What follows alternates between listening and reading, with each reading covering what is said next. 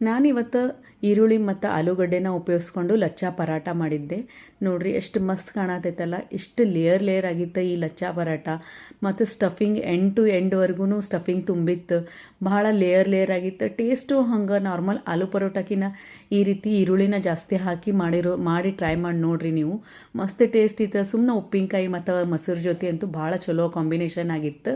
ಬರ್ರಿ ಫ್ರೆಂಡ್ಸ್, ಈ ಈರುಳ್ಳಿ ಮತ್ತು ಆಲೂಗಡ್ಡೆ ಮಿಕ್ಸ್ ಮಾಡಿರೋ ಲಚ್ಚಾ ಪರಾಟನ ಹೆಂಗೆ ಮಾಡೋದಂತ ನೋಡ್ಕೊಂಬರೋಣ. ನಮಸ್ಕಾರ, ಬನಶ್ರೀ ರೆಸಿಪಿಗೆ ಸ್ವಾಗತ.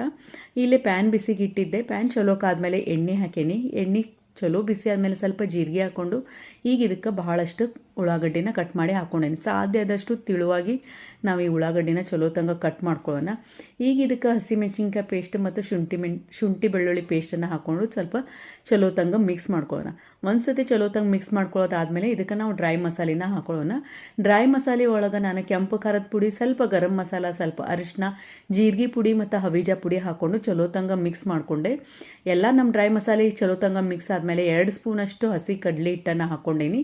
ಕಡಲೆ ಹಿಟ್ಟು ಹಾಕೊಂಡ್ಮೇಲೆ ಸಣ್ಣ ಉರಿ ಮೇಲೆ ಸ್ವಲ್ಪ ಹಸಿ ವಾಸನೆ ಹೋಗೋವರೆಗೂ ನಾನು ಇದನ್ನು ಕೈಯಾಡಿಸ್ಕೊಂಡು ಈಗ ಇದಕ್ಕೆ ಕಸೂರಿ ಮೇಥಿ ಮತ್ತು ಬೇಯಿಸಿ ಸ್ಮ್ಯಾಶ್ ಮಾಡಿರೋಂಥ ಆಲೂಗಡ್ಡೆನ ಹಾಕ್ಕೊಂಡು ಸಣ್ಣ ಕಟ್ ಮಾಡಿರೋ ಕೊತ್ತಂಬರಿನ ಹಾಕ್ಕೊಂಡು ಚಲೋ ತಂಗ ನಾನು ಇಲ್ಲೇ ಮಿಕ್ಸ್ ಮಾಡ್ಕೊಂಡೇನಿ.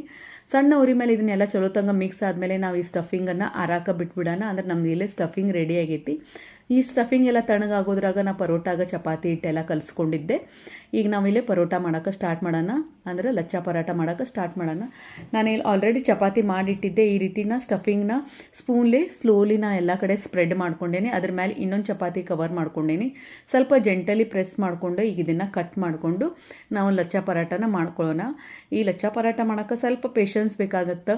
ಇದಕ್ಕಿಂತ ನಾವು ನಾರ್ಮಲ್ ಪರೋಟಾನು ನಾವು ಹೆಂಗೆ ಮಾಡ್ತೇವಲ್ಲ ಆಲೂಗಡ್ಡೆ ಪರೋಟಾನ ಸ್ಟಫಿಂಗ್ ತುಂಬಿ ಆ ರೀತಿ ಮಾಡೋದು ನನಗೆ ಈಸಿ ಅನ್ನಿಸ್ತು. ನೋಡಿರಿ, ಈ ರೀತಿ ಕಟ್ ಮಾಡೋದಾದಮೇಲೆ ನಾವು ಸ್ಲೋಲಿ ಈ ರೀತಿ ರೋಲ್ ಮಾಡ್ಕೊತ ಹೋಗೋಣ. ಹಿಂಗೆ ಮಾಡೋದ್ರಿಂದ ಜಾಸ್ತಿ ಲೇಯರ್ ಬರ್ತವೆ.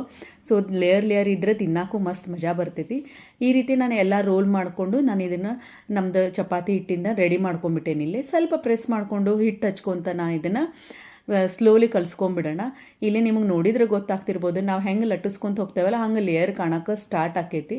ಮಸ್ತಾಗಿತ್ತು. ಈ ಲೇಯರ್ ಚಪಾತಿ ತಿನ್ನೋಕ್ಕೂ ಭಾಳ ಮಜಾ ಬರ್ತೈತಿ ಪರೋಟ. ನೋಡಿರಿ, ಇಲ್ಲಿ ನಮ್ಮ ಲಚ್ಚಾ ಪರಾಟ ಲಟ್ಟಿಸಿ ರೆಡಿ ಆಗೈತಿ. ಪ್ಯಾನ್ ಬಿಸಿ ಮಾಡಿಕೊಂಡು ನಾನೀಗ ಇದನ್ನು ಬೇಯಿಸ್ಕೊಂಡ್ಬಿಡ್ತೇನೆ. 2 ಸೈಡು ನಾನು ಸಣ್ಣ ಉರಿ ಮೇಲೆ ಫಸ್ಟಿಗೆ ಕೆಂಪಗಾಗೋವಂಗೆ ತುಪ್ಪ ಹಚ್ಕೊಂಡು ಸ್ವಲ್ಪ ಕ್ರಿಸ್ಪಿ ಮಾಡೋಕ್ಕೆ ಸ್ವಲ್ಪ ಮೀಡಿಯಮ್ ಉರಿ ಮೇಲೆ ನಾನು ಇದನ್ನು ಚಲೋ ತಂಗ ಪರೋಟಾನ ಬೇಯಿಸಿ ತಕ್ಕೊಂಡೇನಿ. ನೋಡಿರಿ, ಮಸ್ತ್ ಕಾಣತೈತಲ್ಲ. ನೀವು ಟ್ರೈ ಮಾಡಿ ನೋಡಿರಿ ಈ ಲಚ್ಚಾ ಪರಾಟ ಹೆಂಗಿತ್ತಂತ, ಟೇಸ್ಟ್ ಹೆಂಗಿತ್ತಂತ ನನಗೂ ತಿಳಿಸ್ರಿ. ಫಾಲೋ ಮತ್ತು ಸಬ್ಸ್ಕ್ರೈಬ್ ಮಾಡಿರಿ. ನನ್ನ ಎಲ್ಲ ವಿಡಿಯೋ ನೋಡಿದ್ಕೆ ಥ್ಯಾಂಕ್ ಯು.